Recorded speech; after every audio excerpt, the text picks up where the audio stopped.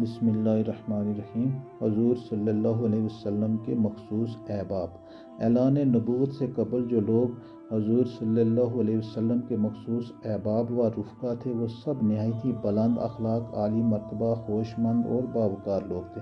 ان میں سب سے زیادہ مقرب حضرت ابوبکر صدیق رضی اللہ تعالیٰ عنہ تھے، جو برسوں آپ کے ساتھ وطن اور سفر میں رہے اور تجارت نیز کاروباری معاملات میں ہمیشہ آپ کے شریک کار و رازدار رہے۔ اسی طرح حضرت خدیجہ رضی اللہ تعالیٰ عنہما کے چاچا زاد بھائی حضرت حکیم بن حزام رضی اللہ تعالیٰ عنہ، جو قریش کے نہایت ہی معزز رئیس تھے اور جن کا ایک خصوصی شرف یہ ہے کہ ان کی ولادت خانہ کعبہ کے اندر ہوئی تھی، یہ بھی حضور صلی اللہ علیہ وسلم کے مخصوص احباب میں خصوصی امتیاز رکھتے تھے۔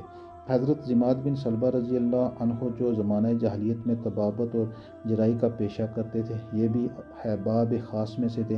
حضور صلی اللہ علیہ وسلم کے اعلان نبوت کے بعد یہ اپنے گاؤں سے مکہ آئے تو کفار قریش کی زبانی یہ پروپیگنڈا سنا کہ محمد صلی اللہ علیہ وسلم بیمار ہو گئے ہیں۔ پھر یہ دیکھا کہ حضور صلی اللہ علیہ وسلم راستے میں تشریف لے جا رہے تھے اور آپ کے پیچھے لڑکوں کا ایک غول ہے جو شور مچا رہا ہے۔ یہ دیکھ کر حضرت جماعت بن سلبہ رضی اللہ تعالیٰ عنہ کو کچھ شبہ پیدا ہوا اور پرانی دوستی کی بنا پر ان کو انتہائی رنج و قلق ہوا۔ چنانچہ یہ حضور صلی اللہ علیہ وسلم کے پاس آئے اور کہنے لگے کہ اے محمد صلی اللہ علیہ وسلم، میں طبیب ہوں اور میں اس بیماری کا علاج کر سکتا ہوں۔ یہ سن کر حضور اقدس صلی اللہ علیہ وسلم نے خدا کی حمد و ثنا کے بعد چند جملے ارشاد فرمائے، جن کا حضرت جماعت بن سلبہ رضی اللہ عنہ کے قلب پر اتنا گہرا اثر پڑا کہ وہ فوراً ہی مشرف اسلام ہو گئے۔